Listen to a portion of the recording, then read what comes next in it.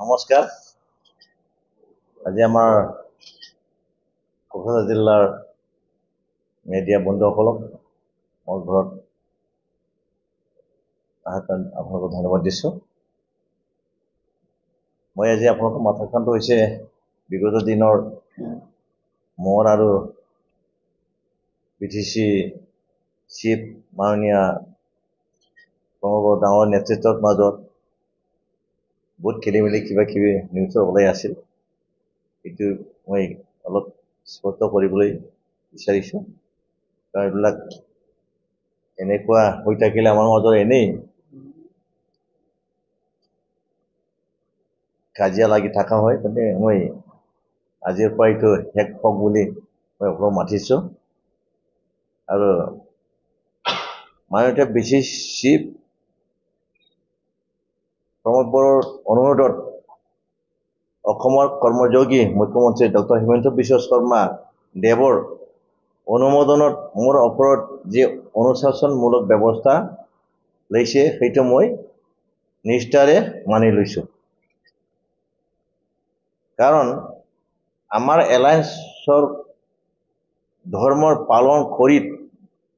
কথাটো সঁচা হ'লেও প্ৰমোদ বড়ো চৰকাৰ ৰাইজৰ কাৰণে একো কাম কৰি পৰা নাই বুলি মই ক'ব নালাগিছিল। এই ভুলটো মই অন্তৰে স্বীকাৰ কৰিছোঁ আৰু মাননীয় CM প্ৰমোদ বড়ো আৰু মাননীয় CM ডক্টৰ হিমন্ত বিশ্ব শৰ্মা ডাঙৰীয়াক মনত আঘাত দিয়াৰ কাৰণে এখেতসকলৰ ওচৰত ক্ষমা প্ৰাৰ্থনা বিচাৰিছোঁ। আৰু যিমান দিনলৈকে আমাৰ এলায়েন্স ভাল থাকিব সিমান দিনলৈকে মই কেতিয়াও তেনেকুৱা কথা নকম।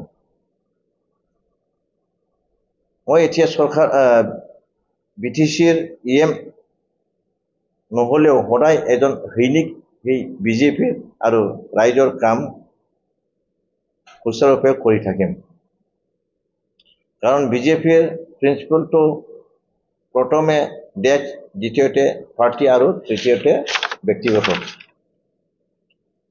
সেইকাৰণে পাৰ্টিত মোৰ কোনো নিজা বুলি ক'বলগীয়া একো নাই। 2020 চনৰ প্ৰথমে যেতিয়া BTC চৰকাৰ গঠন কৰাত সদস্যৰ সংখ্যা কম আছিল, তেতিয়া মাননীয় আজিৰ মুখ্যমন্ত্ৰী আৰু সেই সময়ৰ finance minister doctor Himanta Biswa Sarma আৰু এতিয়াৰ BTC আসাম লেজিসলেটিভ এছেম্বলিৰ অধ্যক্ষ মাননীয় বিশ্বজিৎ দৈমাৰীয়ে কোৱাৰ কাৰণে মই BJPত যোগদান কৰিছিলোঁ আৰু ফুল ফ্লেজেড চৰকাৰ গঠন কৰাত সহায় কৰিছিলোঁ। আৰু সেইমতে মোক মাননীয় ডক্টৰ হিমন্ত বিশ্ব শৰ্মাই EM বনাইছিল। এতিয়া আৰু যথেষ্ট MCD আহিল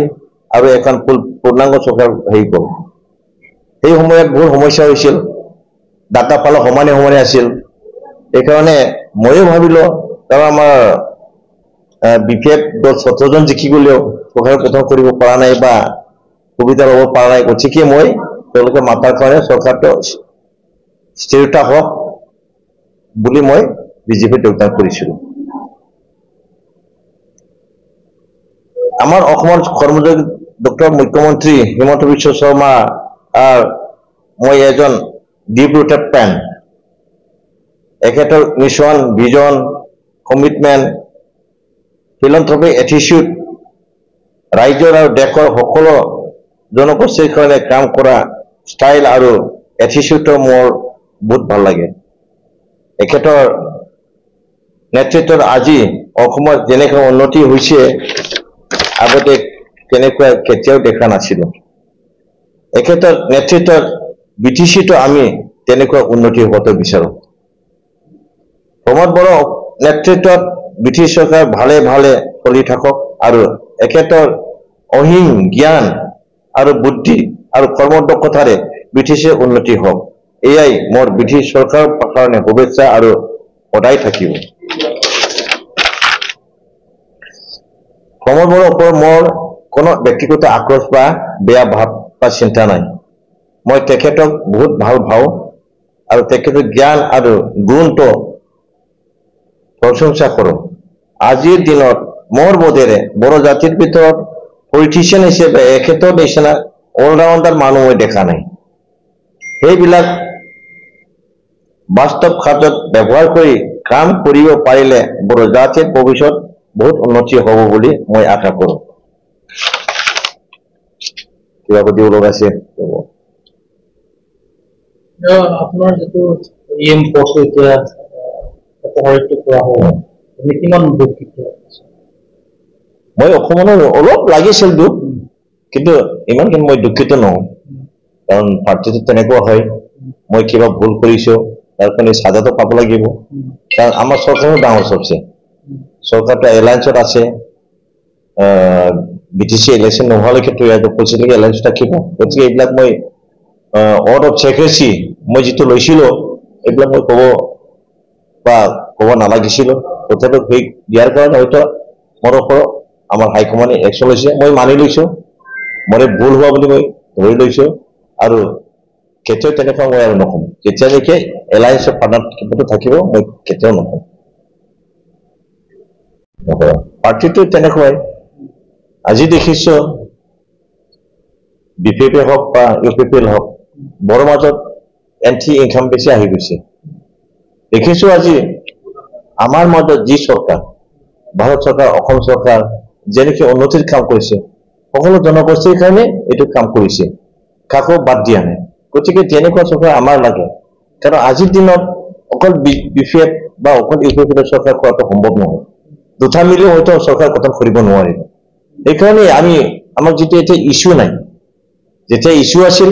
আমি বেলেগ বেলেগ নাথাকি একেলগে কাম কৰিছিলো আৰু যদি ইস্যু আহিছে আমি একেলগে কাম কৰি যাম কিন্তু এটা আমাৰ ইস্যু নাই উন্নতি লাগে উন্নতি বিনা আমাৰ একো ৰাস্তা নাই কাৰণ 30-40 বছৰ আন্দোলন কৰিলো ভোট ধ্বংস হৈ গ'ল এতিয়া আমাৰ মাজত ইমানতে যে উন্নতি হৈছে আমাৰ ছাত্ৰ ছাত্ৰী পঢ়ি পেলাই শিক্ষিত হ'বলৈ সুবিধা পালে চাকৰি বাকৰিৰ সুবিধা পালে এইখিনি সুবিধা আকৌ বেছিকৈ হ'ব লাগে এইটো আমি ভাবিছো এইকাৰণে মই যি নহওক কেতিয়াও মই বিজেপি এৰি নাযাম বিজেপি এজন সৈনিক হিচাপে কাম কৰি যাম মই এতিয়া ইএমচিলে আছো এমচিএল হৈ কাম কৰি আৰু আমাৰ পাৰ্টিয়ে যেটো দায়িত্ব দিব মই তাকে কৰিম নিখিল বড়ো ছাত্ৰ সভাপতিয়ে যিটো একত্ৰীকৰণৰ কথা আহ্বান কৰিছে আপুনি সমৰ্থন জনাব এটা ভাল কথা একগোট হ'লে ভালেই আমি একগোট হ'বলৈ চেষ্টা কৰি আগতে কোৱা হৈছিল বহুত কিন্তু হোৱা নাছিল এইবাৰ কেনেকুৱা লাগে এতিয়াতো গোটেই কয় মানে এইফালে তেওঁলোকে গাঁতত পৰিষ্কাৰ উঠাবলৈ হাৰামো মাতি আছে আৰু এইফালে এজনে কেতিয়াবা কয় প্ৰমোটে চিফ হ'ব লাগে আগ্ৰামাই ডিপুটি চিফ হ'ব লাগে এইবিলাক কেনে যোগ্যতা বা যুক্তিযুক্ততা আছে আপোনালোকে ভাবি চাওক তেনেকুৱা আগ্ৰামা আহিবনে নাই ক'বলৈ কম্পেৰেটিভলি আগ্ৰামা চিনিয়ৰ মষ্ট ক'বলৈ হাগ্ৰামাই চিফ হ'ব লাগে যদি ইউনিটেড হয় প্ৰমোটে ডিপুটি চিফ হ'ব লাগে পিছত মন্ত্ৰী হোৱা কিবা কৰে বেলেগ কথা এই লাইনৰ মই কৈছো মোৰ ব্যক্তিগত বিশ্লেষণ এইটো মোৰ কাৰো কিবা নহয় একগোট হ'লে আমি বহুত সুখী হ'ম আৰু আমিও নিশ্চয় এটাৰ লগত যোগদান দিম